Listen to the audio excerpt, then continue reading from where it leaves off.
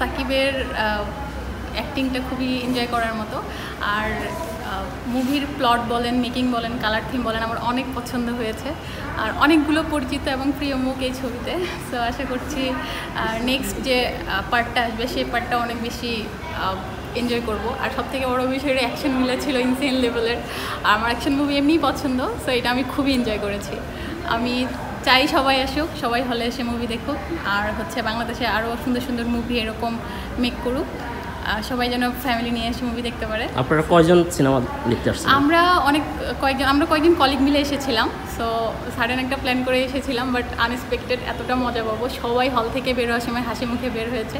So এটা খুবই ভালো লেগেছে। সবাই আর কি সব সিনেপ্লেক্সগুলোতে মুভি দেখে ফেলেছে। আমরা শেষ পর্যন্ত ডিসাইড করলাম যে আমরা মিলিটারি মিউজিয়াম সিনেপ্লেক্সে কেউ আসেনি। তো সবাই মিলে এখানে আমরা খুব ইজিলি টিকিট পেয়ে গিয়েছিলাম।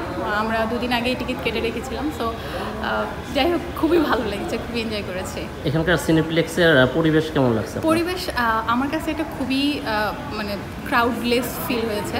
সেখানে খুবই ক্রাউড কম, স্ক্রিনটা একটু ছোট, but all over okay. Sound সিস্টেমও ভালো ছিল। আমরা মোটামুটি ভালোই লেগেছে এখানে। আমি নিজেই সাকিব খানের অ্যাকশন ফিল্মগুলোর ফ্যান হয়ে গিয়েছি। আমি তার অ্যাকশন মুভিগুলো অনেক বেশি এনজয় করতেছি। সো আমার মনে হয় সাকিব খান যদি এভাবে অভিনয় করতে থাকে, আর আমাদের সবার অনেক বেশি তিনি ফেভারিট হয়ে যাবেন। যে সাকিব খানকে পছন্দ করতো না, সো তারাও সাকিব খানের পছন্দের তালিকায় চলে আসবে। আমি চাই সাকিব খান আরও এভাবে ভালো আমাদেরকে মুভি উপহার দিক। নায়িকা হিসেবে সাবিলা নূর ছিল, তাকে কেমন লেগেছে? আচ্ছা, এটা খুবই আনএক্সপেক্টেড।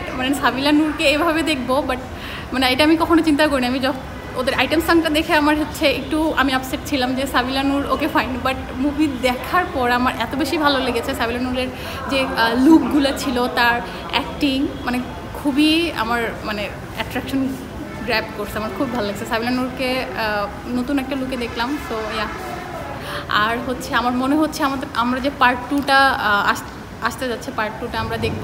সো পার্ট 2তে মনে হয় যে আমরা আরও ভালো কিছু পাবো।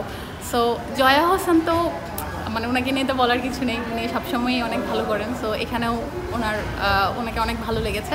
বাট লাস্ট যে টুইস্টগুলো ছিল আরফিনি শো, সুরঙ্গ থেকে, তারপরে আপনার সিয়াম। সো আমার মনে হচ্ছে নেক্সট পার্টটাতে আমরা সবাই যখন একসাথে অ্যাকশন একটা থিম নিয়ে আমাদের সামনে আসবে, তখন আমার মনে হয় আমরা আরও বেশি এনজয় করবো। তার মানে আপনি নেক্সট তাণ্ডব 2-র জন্য অপেক্ষা করছেন? অবশ্যই, আমি অবশ্যই দেখতে আসবো। আমি যদি পারি ফার্স্ট শোতে আমি চলে আসবো। আর এই সিনেমার কোনো কি তৈরির ক্ষেত্রে কোনো আপনি ভুল বা কোনো কিছু চোখে পড়েছে, বা কোনো দেশের সাথে কোনো সিনেমার সাথে কপি পেস্ট এরকম কি কোনো কিছু মনে পড়েছে? না, আমরা তো কপি মোটামুটি সব জায়গা থেকেই আমরা দেখি যে কপি পেস্টের বিষয়, কিন্তু কপিটা কি সেটাকে আরও ইমপ্রোভাইজ করা। তো আমার মনে হয় যে হয়তোবা আমরা কিছু কিছু প্লট অন্য কোনো মুভির সাথে রিলেট করতে পারি, কিন্তু আমার মনে হয় যে এরা আরও বেশি নতুনভাবে জিনিসটাকে আমাদের সামনে রিপ্রেজেন্ট করছে আরও ইনোভেটিভ ওয়েতে। তো এটা ভালো ছিল। আর আমার মনে হয় যে শেষের যে পার্টটা আছে, শেষের পার্টটাকে আরেকটু ডিটেলিংয়ে করলে হয়তো বা আরেকটু ভালো হইতো। But overall that's fine. আমার কাছে অনেক ভালো লেগেছে। দর্শকদের কি বলবেন?